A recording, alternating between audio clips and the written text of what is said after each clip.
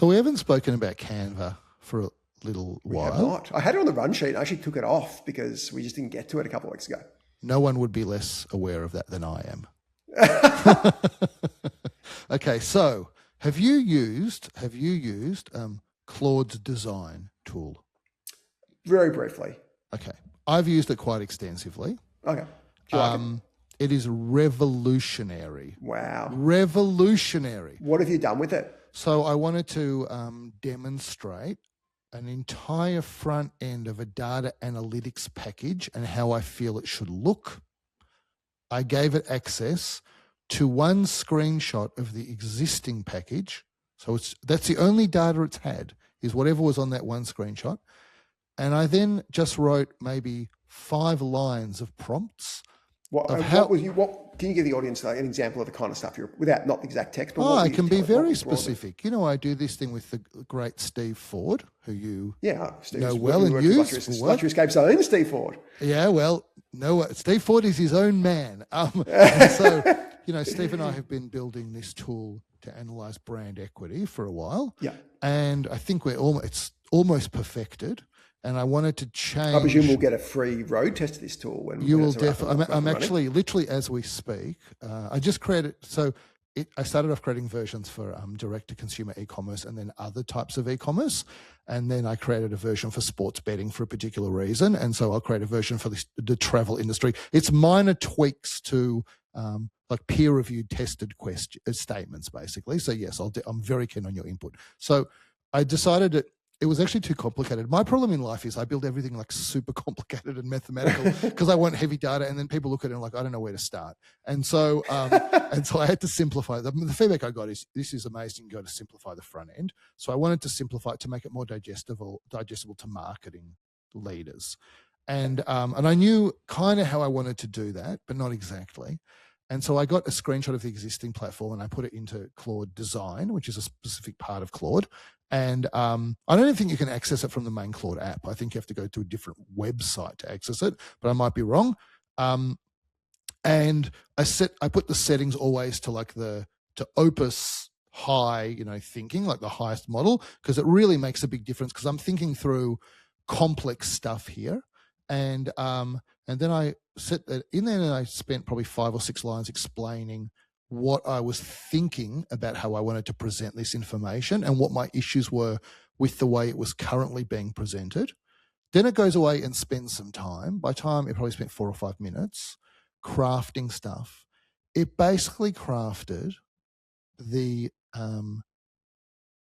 80% of what I thought I wanted without me even realizing that's precisely how I wanted it to look, with multiple tabs in HTML that I could go and send to Steve and give him access to and say, and then I could just say, tweak this, tweak that. And then it says, you want to change the way that this particular background looks. There's this thing built into Claude Design where you can just move a slider and press buttons and adjust stuff yourself. And instead of me having to mess around with stuff and drag stuff and do any design, I just write prompts or use the stuff that it pops up in front of me to choose from. You know the way if you're talking to Claude normally now and you're asking questions, sometimes it will say, before I get into this, I'm just going to do a little quick survey of you. And it asks you some questions and tells you to choose some selections. Like, it's just getting better and better at getting input from you. I then sent it to Steve. I mean, he built it. Steve's a master, so he built it super quickly. I think it's like a week away from deployment kind of thing. And it is hard. Do you reckon, so you're saying that Claude Design did a better job than you could have done yourself using Figma or Adobe? That bar is so low, it's basically at the same level as dirt, okay? So if you literally can't trip over how low that bar is. Okay.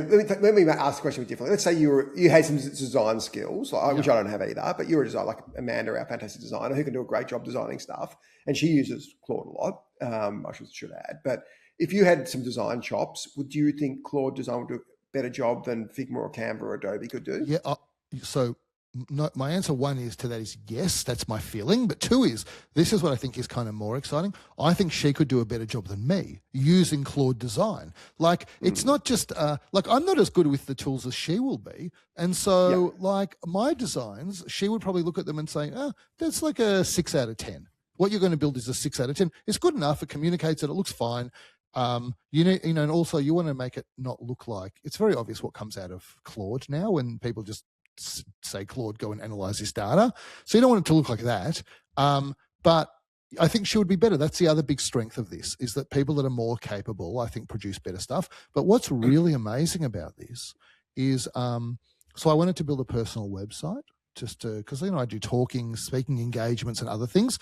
Basically, I just did that with no code, just in Claude Design. It built that for me. And interestingly, so you designed, this is just a pure text site, essentially, you did. There was no... No, there's images as well. There's images and icons. It built me icons.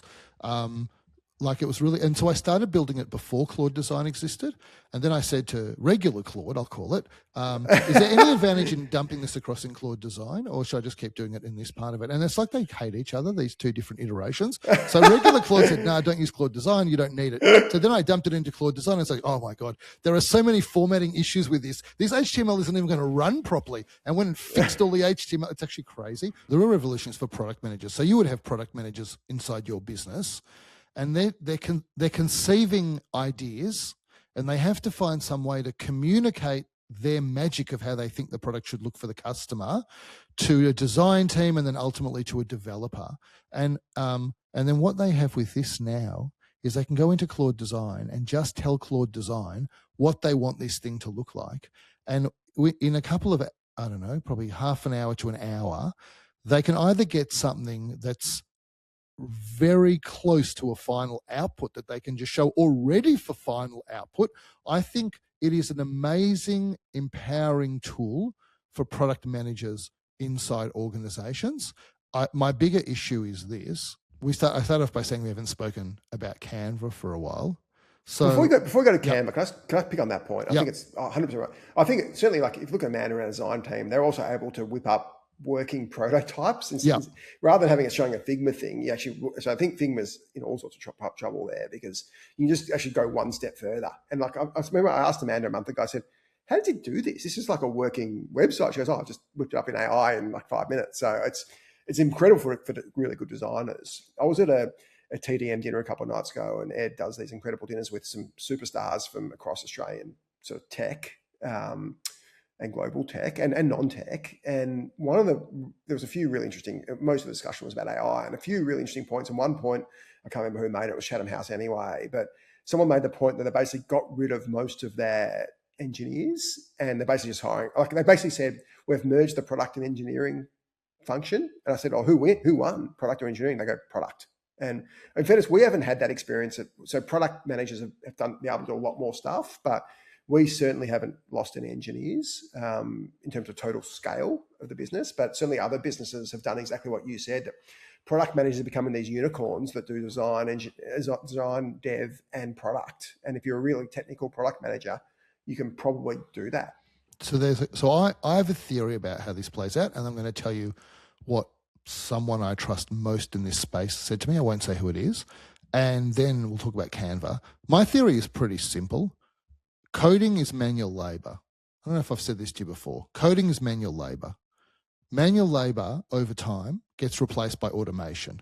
So we had this computer revolution that came, and then software revolution, and you had to write code.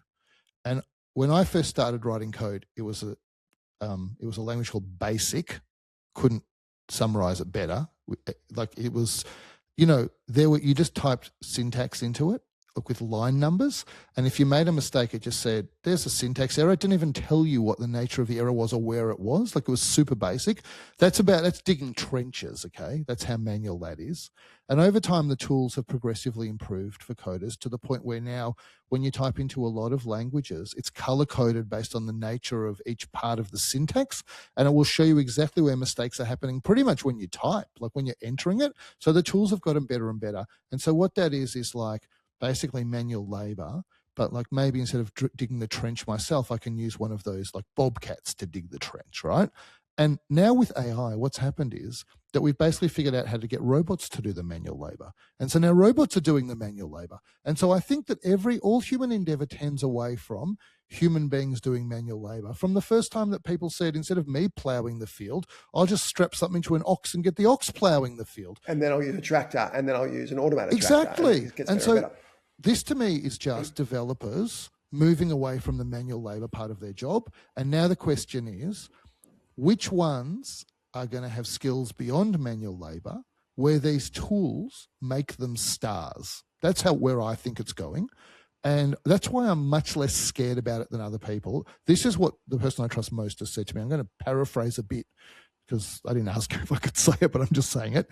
He said his portfolio is generally taking 15 to 30% of cost out of product and tech this year. In part, that offsets the token cost pricing. That's been a real problem. And I said, like, how are you doing this? And he's like, by cost, I mean people.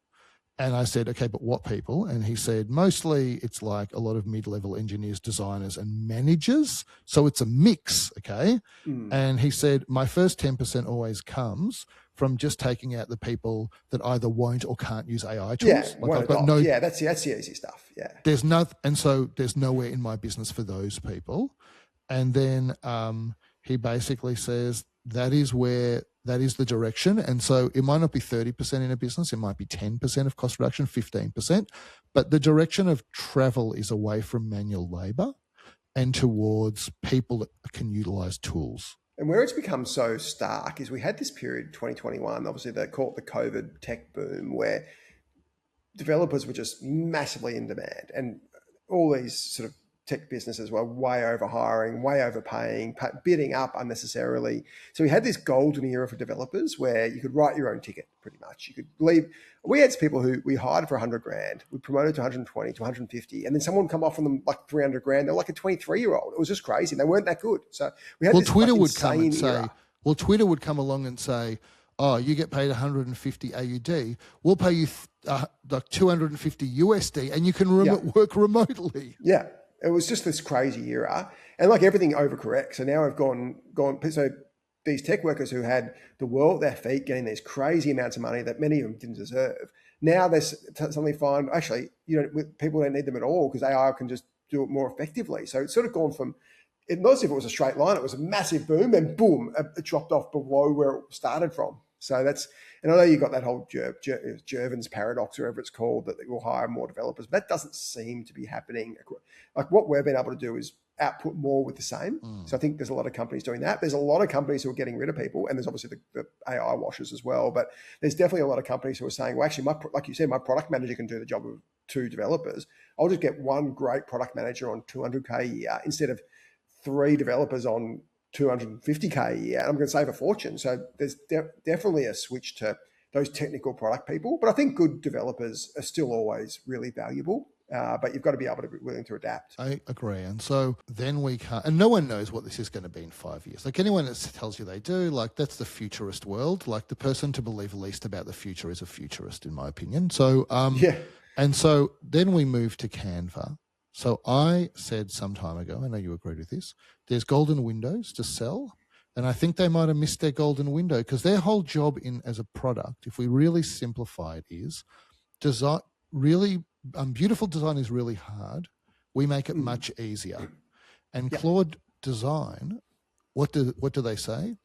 Good design / turning it into code is still really hard. We make it much easier. And their easier is easier than Canva's easier. And what we see is Canva trying to pivot to being an AI company. And my cynicism about that was, can a company that's not an AI company with vastly fewer resources compete in real time with an AI native model. Frontier model that with unlimited money, basically? Yeah, and with the smartest people in the world. Like there's some really smart people at Canva, but they're not the people at Anthropic. Anthropic is literally paying people $100 million a year. Or a contract for $100 million, not a year, but a contract for $100 million. I mean, that's what's going on, right? And so I think that my increasing view is that I was right about this, and it's going to be very hard for Canva to compete. Interestingly, did you see the stuff that came out this week from Bill Tai? Is that his name? Yes, it was last week. Yeah, and Bill Tai was saying that it made that point that Adobe's made a number of offers for Canva. They knocked them all back. Obviously, they were lower offers, which might not have been a bad decision, by the way. That could have been a in good. hindsight, it could be turn out to be a bad. I'm not sure Canva can get this away at anything near the $60 billion price they've talked about. So Canva absolutely should not IPO. You heard it hot off the the vocal version well, I'm not of the sure presses. they can IPO. Well, they shouldn't even. I think that Canva should basically go at to that their price. Yeah, they should go to their bankers and say, we want to be bought by Anthropic or OpenAI. It can be an all-stock deal, but the stock has to be non-escrowed, and we sell it into their IPO as much as we can. Yeah. Because I know they wanted to make this a generational company. It's very hard to build a generational company today with this level of tech change. If you want to build a generational company, build leather handbags. Then maybe you can build a generational company. But it's very hard in tech, right? I think I tried to use Canva's AI product like a few weeks ago, and I told you at the time, and it just did a terrible job. Like it was just, and you can say, Adam, that's my bad prompting or whatever, but ultimately I'm the customer. I used to use Canva's product, and I don't really use it anymore, really ever. I used to do my board packs in Canva now, or my investor packs now. I do it in, I actually use Notebook LM, which is Nano Banana, which is an incredible product as well. Like that's the leader at the moment for sure in that, like way ahead of Claude in terms of taking text to graphics. As in sort of business graphics. And Canva's kind of just nowhere. It's like people still use. There's still a bit of legacy there, and it's not going to die. Well, they've got a lot. Well, they're still growing like a rocket. So we don't know because they're really scant with how much data they. Well, but they're still a year behind. We're a year behind in their financial data. That's they still a good haven't reached point. 2025. But if we don't know, which also gives me very little confidence. Like if they were doing really well, they'd be disclosed their data as it happens. The fact that it's so slow really doesn't give me great confidence that they're anything like they could still be an amazing $15 billion, $20 billion business. Don't get me wrong, or even 30, who knows? But are they the 60? It's just hard to see us anywhere near that. Well, we should also say our number one, like the horse that we would like to back number one in this race is Canva, because it's a great Aussie story. For sure. But we love them. They're great people and all that. But, we're talking about a business where we're debating $60 billion, which is an enormous amount of money that somehow feels like nothing because Anthropic... everything's a trillion. Anthropic is $1 trillion or whatever it is, right? And so I just think they have gone from being the giant killer to being, I think, at risk of being killed by a giant. I think it's sell time. Like, that's my honest view. It's time to go and find someone to give them money. Your golden window... ASAP. The golden window analogy is perfect for this company. You couldn't get a better analogy because they've had the goldenest of golden windows. They could have sold it for 20, 30, 40, 50 billion, whatever it was.